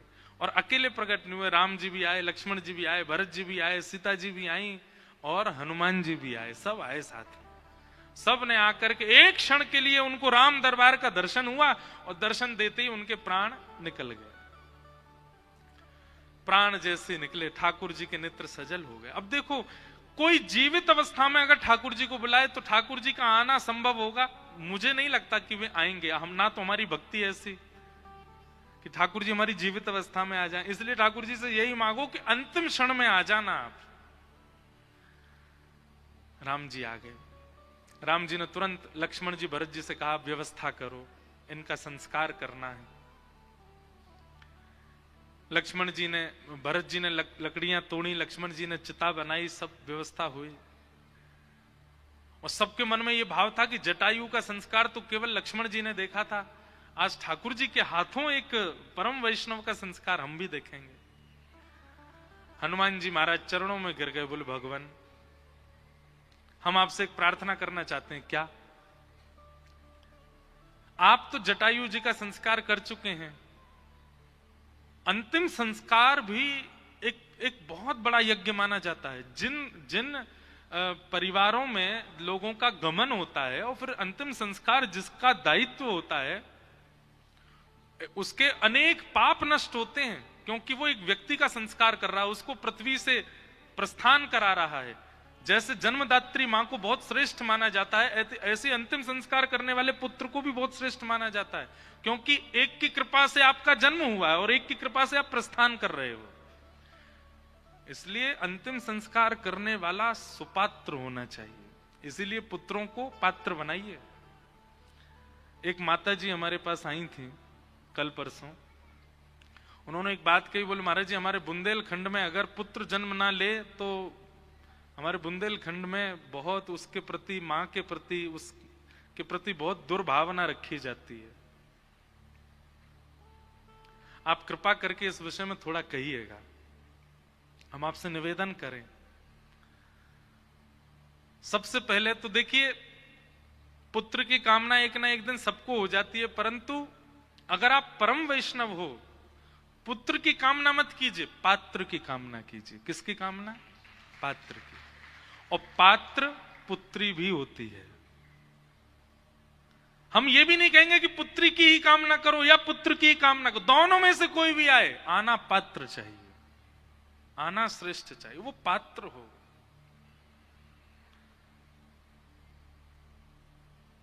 नहीं तो आजकल जैसे पुत्र जन्म ले रहे हैं ना, ऐसा कहते हैं पुम नामक नरक से तार देता है पुत्र, पर आजकल जैसे पुत्र जन्म ले रहे हैं वो जीते जी परिवार को नरक बना देते हैं, संसार को नरक बना। ऐसे पुत्र की क्या कामना करना? ये पुरानी विचारधारा, ये पुरानी भाव, इनसे थोड़ा आगे बढ़िए। ना तो हम पुत्र के पक्ष में, ना हम पुत्री के पक्ष में, हम पात्र के पक्ष में। पात्र बने, चाहे जो आवे घर में उसको पात्र, उसका निर्माण आपको करना है, उसका श्रेष्ठ निर्माण कीजिए।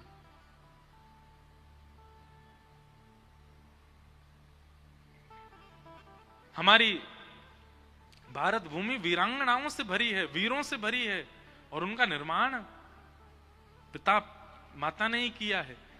तो इसलिए अपने आप को बहुत ज्यादा सौभाग्यशाली मत माना कीजिए कि पुत्र हुआ, पुत्री हुई। सौभाग्यशाली तब मानिए कि पात्र हुआ।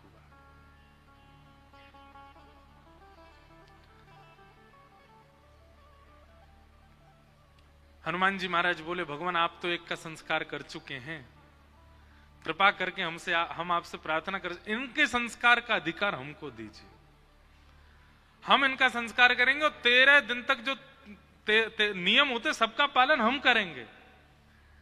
राम जी महाराज जितने प्रसन्न हो गए, और फिर उस वैष्णव भक्त का संस्कार अनंत बलवंत श्री हनुमान जी महाराज ने किया। जैसे ही हनुमान जी ने चिता में अग्नि प्रज्वलित करी, हनुमान जी के हाथ, हनुमान जी का नाम ले ले महाराज, भूत पिशाच निकट नहीं आवे, महावीर जब नाम सुनावे। हनुमान जी के नाम से भूत पिशाच भाग जाते हैं।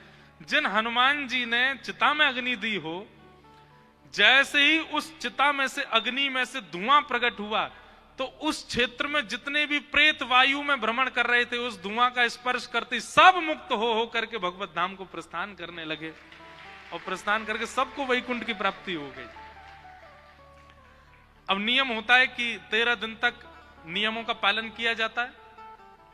तो हनुमान जी महाराज वहीं रहते, जहां चिता पर अग्नि हुई थी, वहीं पास में ही हनुमान जी रह करके, और जो होता है पिंडदान हो, 10 गात्र हो, आदि आदि जो सबका नियम कर रहे थे।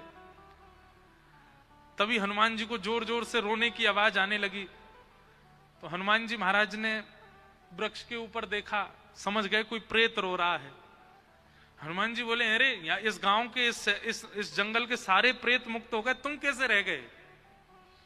बोले, जब आपने अंतिम संस्कार किया था सब यहीं थे, मैं कहीं घूमने गया हुआ था उस समय, मेरा संस्कार नहीं हो पाया है। तो हनुमान जी महाराज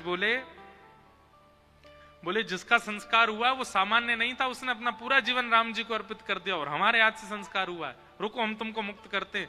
और 5 दिन पुरानी चिता राख बन गई है, उस राख के ऊपर सामान्य लकड़ी रख के हनुमान जी ने सामान्य लकड़ियों में अग्नि लगा दी, उससे जो धुआं प्रकट हुआ उससे भी 2-4 प्रेत और मुक्त हो गए, भगवत धाम को प्रस्थान कर गए।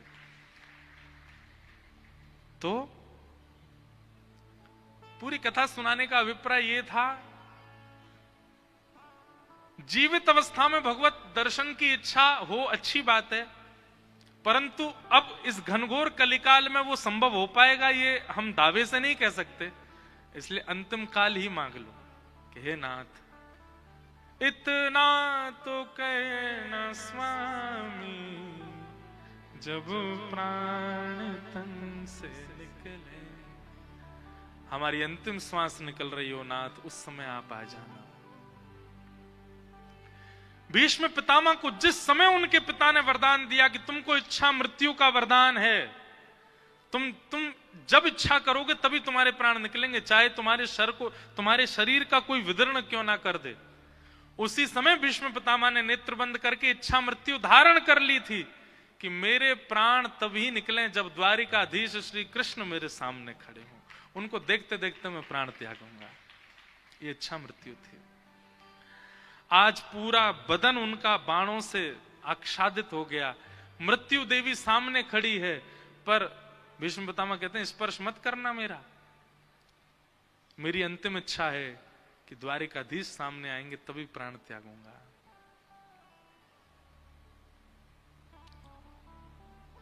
राधिका किशोरी संग रमण तुम्हारा,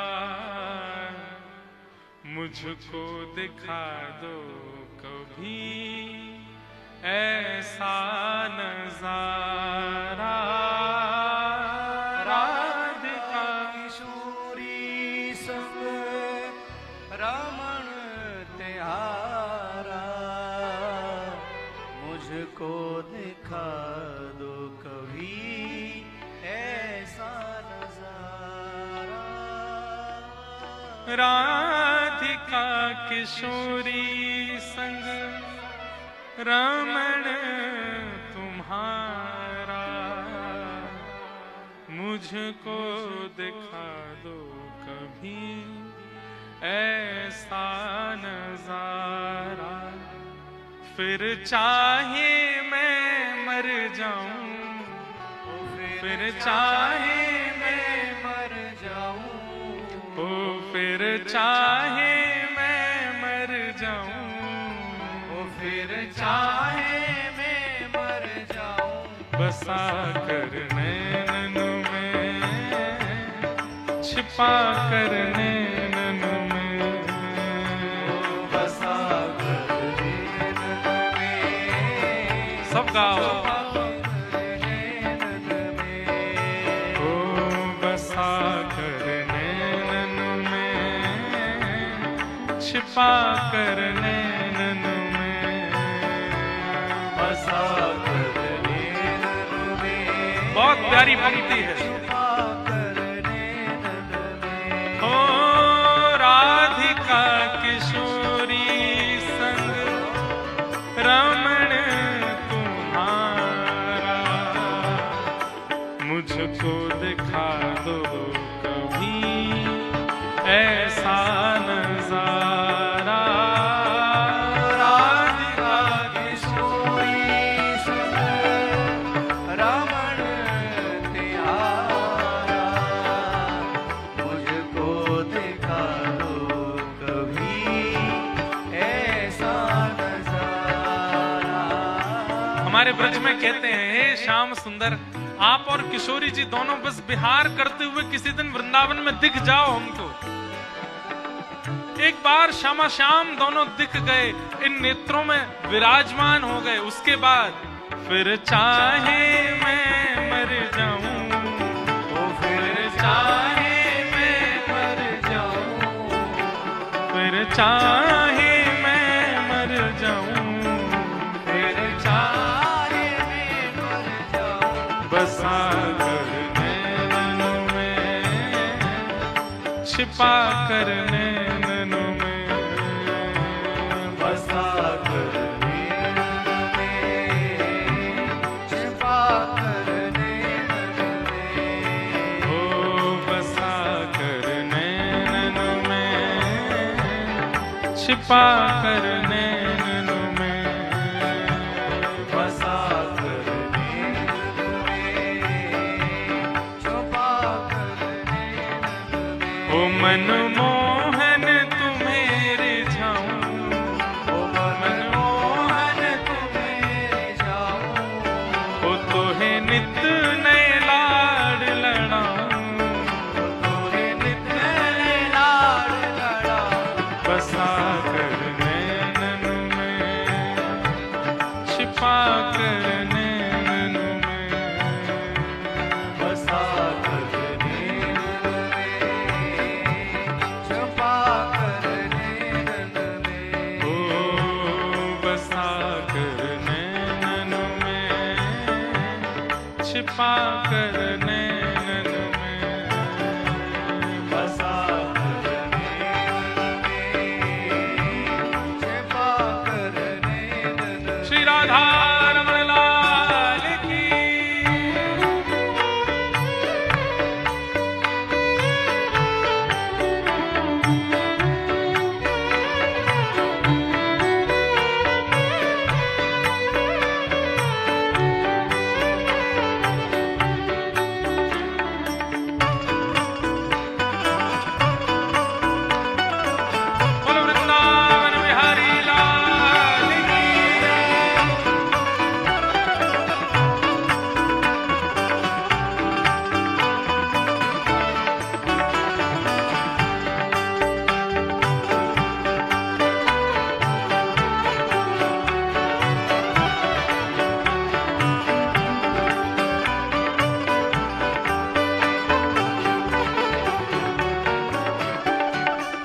शब्द सुनिएगा।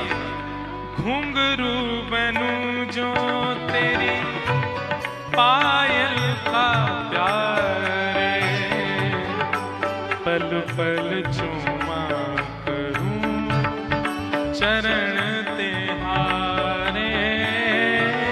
घुंघरू बनूं जो तेरी पायल का प्यारे, पल पल चूमा करूं चरण। एक बात याद रखिएगा, ठाकुर जी के श्रृंगार में माला जाए, वस्त्र जाए, पोशाक जाए, ये सब कोई जड़ वस्तु नहीं है। ये कोई रसिक ही आए हैं वस्त्र बनकर के ठाकुर जी के श्री अंग पर। ये कोई माला जो है, कोई रसिक ही आए हैं ठाकुर जी की माला बन के। श्री हितरवंश महाप्रभु ही ठाकुर जी की वंशी हैं। कोई जड़ वस्तु नहीं आती है ठाकुर जी के श्री अंग पर, कोई रसिक ही आते हैं। इसलिए हमारे ठाकुर जी का जब श्रृंगार उतारा जाता है ना, श्रृंगार उतार के माथे से लगाया जाता, फिर रखा जाता है। क्यों? ये कोई रसिक हैं, ठाकुर जी के गले में आए, ठाकुर जी के शीश पर आए, ठाकुर जी के कान पर आए। हमने बहुत कुछ देखा संसार में, पर प्रेम की यह अवस्था की हमारी अंतिम इच्छा हो जाए कि हे ठाकुर जी, आपका विहार देखना है किशोरी जी के साथ, और उसके लिए जो करना पड़े जीवन भर हम व्यतीत करेंगे। और ऐसा भी नहीं है कि आपका विहार देखने के बाद हमें जीवित रहना है, फिर चाहे मैं मर जाऊं, ये अंतिम इच्छा है हमारी। और वही अंतिम इच्छा यहां भीष्म पितामह प्रकट कर रहे हैं। पांडवों को लेकर के भगवान श्री कृष्ण रणभूमि में पहुंचे। रणभूमि में पहुंचते ही भीष्म पितामह बाणों की सैया पर लेटे थे, प्रतीक्षा कर रहे हैं कब आएंगे ठाकुर जी। और युधिष्ठिर के कारण ठाकुर जी को रणभूमि में आना पड़ा। और जैसे ही देखा, पीली पीतांबरी पहन करके मोर पिच्छ लहरा रहा है, सुंदर कटाक्ष नेत्र भगवान के, शंख चक्र गदा पद्मधारी द्वारिकाधीश चल करके आ रहे हैं। भीष्म पितामह प्रसन्न हो गए। इच्छा मृत्यु का वरदान था, इसका मतलब यह नहीं कि उनको पीड़ा नहीं हो रही थी, बहुत पीड़ा हो रही थी, पर प्रतीक्षा कर रहे हैं। एक बात कहें बंधुओं, प्रतीक्षा बहुत आवश्यक है अगर प्रेम के आप उपासक हो तो।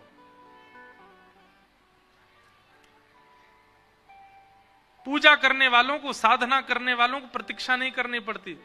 यहाँ पे नारियल बांध आओ, यहाँ पे लाल कपड़ा बांध दो, वहां पे वो बांध दो, इतने दिन में आपका काम हो जाना है। पर प्रेमियों को तो बहुत प्रतीक्षा करनी पड़ती है।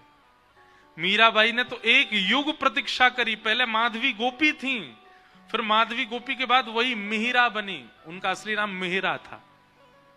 एक युग प्रतीक्षा करी। सूरदास ने एक युग प्रतीक्षा करी। पहले वही सूरदास उद्धव जी थे, वही सूरदास पर सूरदास बने। प्रतीक्षा बहुत करनी पड़ती है, तब ठाकुर जी मिलते हैं। और प्रतीक्षा ही प्रेम है। भीष्म पितामह प्रतीक्षा कर रहे हैं, और अब प्रतीक्षा पूर्ण हुई, ठाकुर जी आ गए जैसे सामने। भीष्म पितामह तुरंत भगवान को देख करके क्या कहते हैं? बहुत सुंदर भाव है। हमारा मन है थोड़ा बहुत तो आज भीष्म स्तुति कह दें। आप लोग जो बैठे हैं वो सुन जाओ, जो जा रहे हैं उनको जय श्री कृष्ण। 6 बजते ही लोगों को जैसे गैया दोहनी हो। अच्छा, एक और बात है, हम इसलिए कुछ नहीं कहते, शहर से इतना दूर कथा है, लोगों के घर दूर होंगे, इसलिए हम किसी को टोकते नहीं। लेकिन जो लोग बैठे हैं वो सुनो। जैसे ही भगवान सामने आकर के खड़े हुए, भीष्म पितामह तुरंत अपने बाणों की सैया पर लेटे लेटे बोलते हैं, सदैव देवो भगवान प्रतीक्षता कलेवरम यावदिदं मनोम्य प्रसन्नः सारुणलो चलो मुखाम्बुजो ध्यानपतश्चतुर्भुज।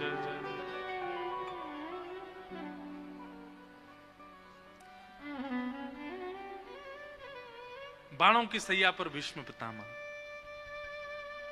ठाकुर जी से क्या कहते हैं? सदैव देवो भगवान प्रतीक्षताम। अब मेरी प्रतीक्षा पूरी हुई, अब आप प्रतीक्षा करो, खड़े हो जाओ मेरे सामने।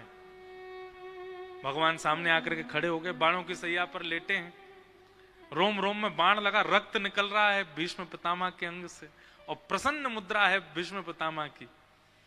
और ठाकुर जी से कह रहे हैं बहुत प्रतीक्षा करवाई आपने, कितनी योनियों में भ्रमण करवाया, कितने जन्म हमको करने पड़े, तब जाकर के इस भीष्म पितामह के शरीर में आना हुआ, और अब आप मिले हो मुझको।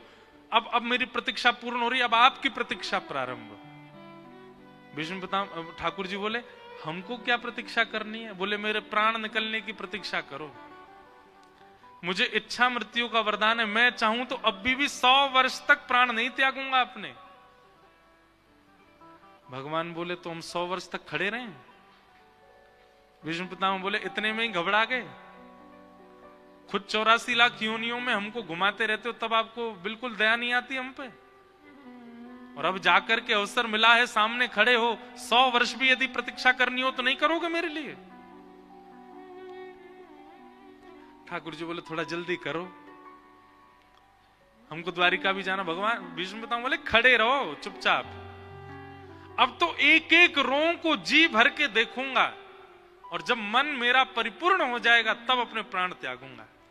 तो कहते हैं ऐसा सुनते ही ठाकुर जी का मुख मुरझा गया कि हमको द्वारिका जाने को वैसे इतने साल से, इतने समय से मिला नहीं, और अब ये भीष्म पितामह और हमको जाने कितनी देर डटा के रखेंगे। तो भीष्म पितामह कहते हैं ये मुरझाया हुआ चेहरा नहीं देखना मुझे आपका, तो प्रसन्न हासारुढ़लोचलोल्लसत्, इतना मुस्कुराइए कि आपके गाल दोनों गोल गोल गोल गोल चमकने लगे, तब प्राण त्यागूंगा अपने। मतलब भीष्म पितामह क्या कह रहे हैं? अब यहां होड़ लगी है कि ठाकुर जी कह रहे हैं प्राण कब त्यागोगे? बोले जब आपके गाल चमकेंगे। तो ठाकुर जी जबरदस्ती हंस रहे हैं, हमारे गाल चमके। भीष्म पितामह बोले अभी आनंद नहीं आ रहा ना, तो और हंसो। ठाकुर जी और हंस रहे, बोले अभी आनंद नहीं आ रहा, थोड़ा नृत्य करके हंसो। ठाकुर जी नृत्य करके हंस रहे हैं, बोले अब तो प्राण त्यागो। मतलब एक प्रकार से भीष्म पितामह के अधीन हो गए ठाकुर जी। अब भीष्म पितामह कह रहे हैं जब तक मेरे को संतुष्टि नहीं होगी आप क्रियाएं करते रहो, मैं तभी प्राण त्यागूंगा अपने। पूरा विश्व ठाकुर जी के अधीन है, पर ऐसे भक्त बने। बंधुओं देखो एक बात सुनिएगा, भक्ति वो श्रेष्ठ नहीं कि आप जीवन भर ठाकुर जी के अधीन रहे, भक्ति वो श्रेष्ठ कि ठाकुर जी आपके अधीन हो गए। भक्ति वो श्रेष्ठ नहीं कि आप ठाकुर जी के पीछे पीछे चले, भक्ति वो श्रेष्ठ कि ठाकुर जी आपके पीछे पीछे चलते रहे।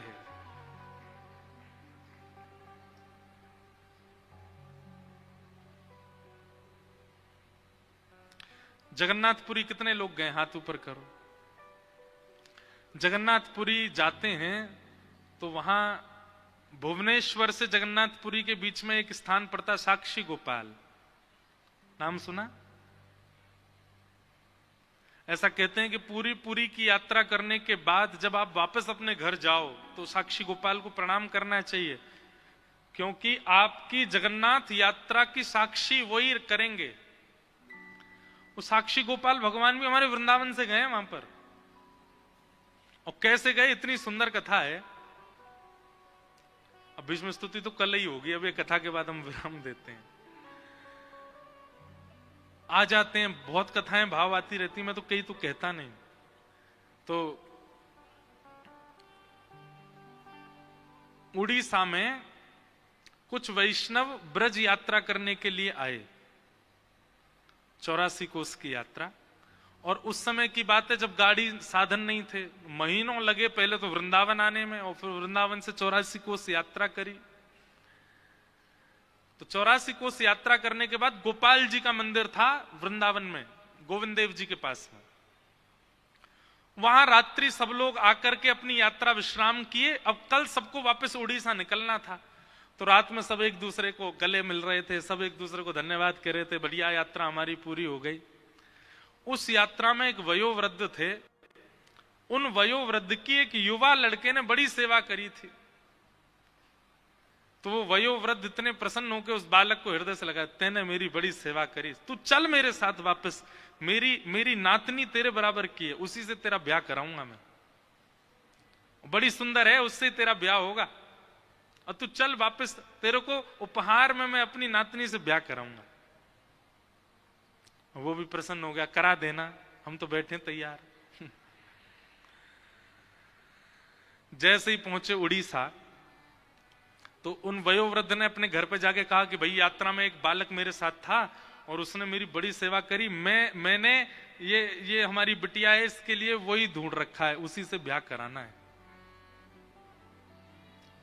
तो घर के कई लोगों ने नाराजगी कर दी, घर के कई लोग मना करने लगे, नहीं नहीं नहीं, वो तो ऐसा है, वो तो ऐसा है, उसके पिताजी ऐसे, और घर के सब लोग विपक्ष में आ गए कि नहीं, उससे ब्याह नहीं होगा। अब वो बालक दूसरे दिन आ गया, बोला आपने कहा था ब्याह का कुछ, मैं अपने परिवार को लेके आया हूं, आप बात कर लीजिए, ब्याह कर लीजिए। अब वो वयोवृद्ध जो थे बेचारे, अब वो क्या करें, उन्होंने कहा कि ए तू पागल है क्या, मैंने ऐसा थोड़ी कहा था, अपने मन से कुछ भी बना रहा है, ये सब बातें फिजूल की कर रहा, मैंने कोई ब्याह की बात नहीं करी इससे। बालक बोला आप मेरा ब्याह मत करिए, मुझे मंजूर है, पर झूठ मत बोलिए, आप पहले स्वीकार कीजिए कि आपने कहा था, उसके बाद भले ही ब्याह मत कीजिएगा मेरा। लेकिन वो वयोवृद्ध माने भी नहीं, नहीं नहीं मैं स्वीकार नहीं करूंगा, मैंने कहा ही नहीं कि मैं ब्याह करूंगा। महाराज पंच जुड़ गए, पूरा गांव इकट्ठा हो गया। अब वो बालक कहे कि इन्होंने कहा था, वो वृद्ध कहे कि नहीं मैंने कहा ही नहीं, अपने मन से बोल रहा है। तो पंचों ने कहा भैया देखो, इन्होंने तुमसे कहा कि अपनी नातनी से ब्याह करेंगे, तुम दोनों के अलावा किसी तीसरे ने बात सुनी थी तुम्हारी? तो वयोवृद्ध बोला मैंने कहा ही नहीं तो सुनेगा कौन, किसी ने नहीं सुना। लेकिन वो युवा बालक बोला हाँ एक ने सुनी है। अब वो वृद्ध कहे किसने सुनी? बोले महाराज वृंदावन में गोपाल जी का मंदिर था जहां हम बैठे थे, ऐसा शास्त्र कहते हैं कि ठाकुर जी तो सब सुनते हैं, गोपाल जी ने सुनी थी, उन्होंने सुनी थी कि इन्होंने मुझसे कहा है कि ये ब्याह कराएंगे। ये सुन के सब हंसने लगे। बोले अब गोपाल जी का सुना तो अनसुना सा ही है। पंच बिल्कुल रद्द होने लगे, मतलब पंचायत रद्द होने लगी, सब उठ के जाने, अरे ये कोई बात नहीं, नहीं गोपाल जी ने सुना है। अब बोले मुझे इस बात की चिंता नहीं कि इन्होंने कहा किसने सुना किसने नहीं सुना, आप लोग यदि उठ के जा रहे हैं तो आप सब वेद की बातों को असत्य मानेंगे कि ठाकुर जी सुनते हैं। आप लोग यदि यहां से उठ के गए तो मैं घोर नास्तिक हो जाऊंगा, मैं जीवन में कभी ठाकुर जी को नहीं मानूंगा। या तो मेरी बात मानिए कि ठाकुर जी ने सुना है, और अगर आप नहीं मानेंगे तो मैं जीवन भर के लिए नास्तिक हो जाऊंगा। गांव के सब लोग बोले तो बड़ी विडंबना। तो एक वयोवृद्ध बोला, बोले मेरे पास एक उपाय है, रुको इसको मैं बांध दूंगा, उसी चक्र में ही बंधा रहेगा। क्या? बोले काम कर, वृंदावन जा गोपाल जी को ले आ, और वो आके यहां बोल दें कि हाँ इन्होंने अपनी पुत्री का ब्याह तेरे से निश्चित किया था, हम ब्याह करा देंगे। ठाकुर जी सुनते हैं तो चलना भी तो जानते होंगे, ले आ उनको। वो विश्वास से वृंदावन चला गया और गोपाल जी के मंदिर पहुंचा महीनों बाद, और जाकर के ठाकुर जी से बोला मुझे ब्याह की चिंता नहीं है, मुझे किसी बात की चिंता नहीं है, पर मैं आपकी भक्ति करता हूं, मुझे भक्ति के प्रमाण की चिंता है कि प्रमाण करने के लिए आप चलो मेरे साथ। और वहां जाके बोल दो फिर भले ही मेरा ब्याह ना हो पर आप साक्षी के लिए चलो। पर बैठा रहा, ठाकुर जी यूं ही खड़े हैं, कुछ बोले ही नहीं। पुजारी जी आए, कपाट चले गए। रात भर रोता रहा, मैं कुछ खाऊंगा नहीं, अनशन पे बैठ जाऊंगा, प्राण त्याग दूंगा।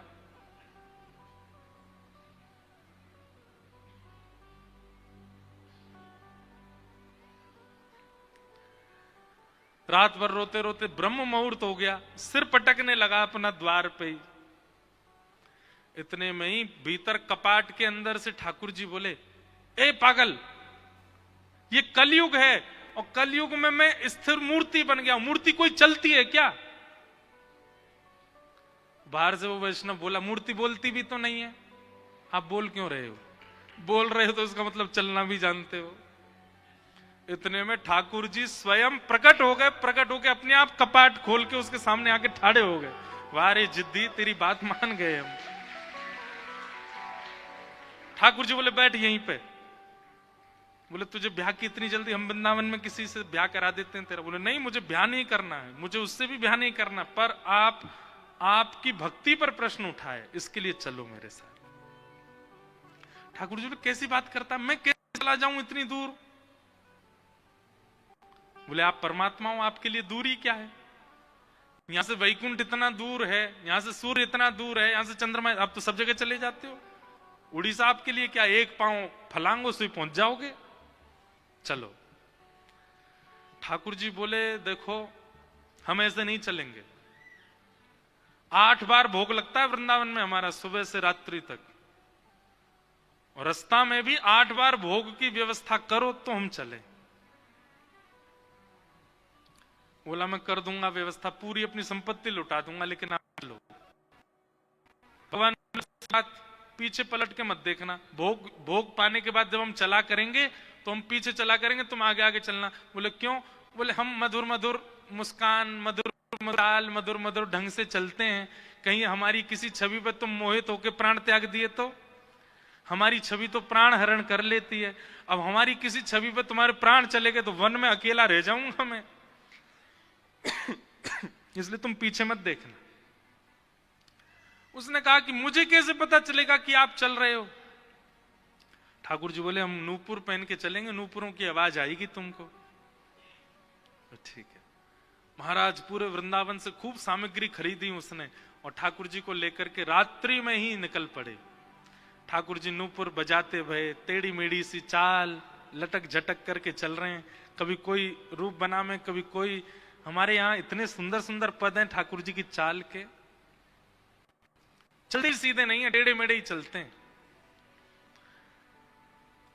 जैसी भोग पाने की इच्छा होती तो ठाकुर जी ने एक वंशी का रव कर देते तो वो समझ जाता कि अब इनको भोग की इच्छा, तो वहीं रुक के चूल्हा चेताते, कुछ बनाता, ठाकुर जी को पवाता।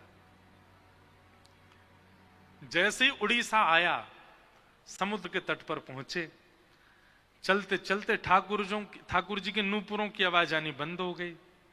रेत, समुद्र की रेत प्रवेश कर गई नूपुरों में। अब जैसे ही रेत नूपुरों की आवाज आनी बंद हुई तो उसने पीछे मुड़ करके देखा तो ठाकुर जी कोई मधुर आसन बना करके खड़े थे, कोई मधुर अपने त्रिभंगी स्वरूप बना करके खड़े थे। रूप देखते ही पहले तो मोहित हो गया, दूर से बलैया लेने लगा, नेत्र सजल हो गए, ठाकुर जी के रूप लावण्य पर वारी हो गया। ठाकुर जी बोले हमने मना किया था ना, हमको मत देखना। ठाकुर जी कितने सुंदर हैं आप। अब मेरी एक बात मान लीजिए, क्या आप यहां तक आ गए हैं, अब कृपा करो यहीं बस जाओ, अब वापस वृंदावन मत जाओ, यहीं रह जाओ। ठाकुर जी स्थिर हो गए। ठाकुर जी बोले अब हम आगे नहीं जाएंगे। बोले 5 किलोमीटर रह गया गांव मेरा, नेक और चल दो। भगवान बोले इतने किलोमीटर चल के आ गए, अब 5 किलोमीटर तेरे गांव के नहीं आ सकते, यहाँ पे बुला ला उनको यहीं पे। और फिर ठाकुर जी ने कहा ये जगन्नाथपुरी का मार्ग है, कालांतर में लोग जगन्नाथपुरी जाएंगे, तेरी साक्षी देने के लिए मैं यहां आया हूं। अब नियम लेता हूं, जो भी यहां आएगा सबकी साक्षी रखूंगा कि सब जगन्नाथपुरी आए थे, इसलिए उनका नाम पड़ा श्री साक्षी गोपाल। भक्ति कैसी? आप ठाकुर जी के पीछे चले नहीं, ठाकुर जी आपके पीछे चल दिए, आपके प्रेम में विवश होके, आपके भाव में विवश होके, आपकी श्रद्धा में विवश होके ठाकुर जी चल दिए आपके पीछे। प्रेम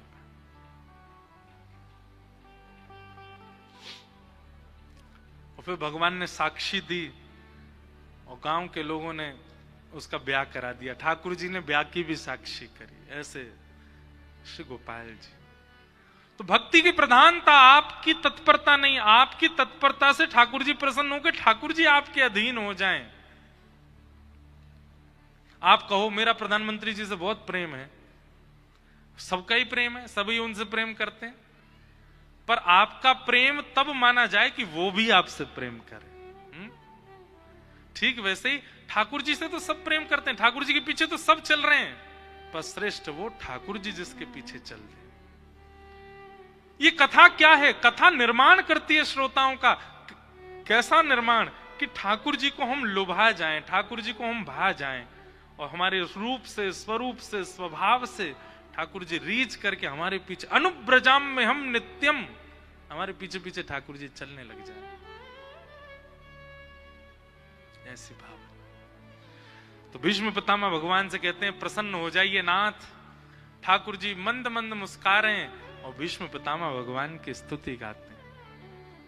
इतिमते रूपकल्पिता वितृष्णा भगवत सात्वत पुंगवे विभूम्ने स्वसुखमुपगते क्वचिद् विहर्तुं प्रकृतिमुपेयुषि यद्भव प्रवाह त्रिभुवनकमनं तमालवर्णं रविकर गौरवराम्बरं दधाने वपुरलककुलावृताननाब्जं विजय सखेरतिरस्तु मे निबध्य।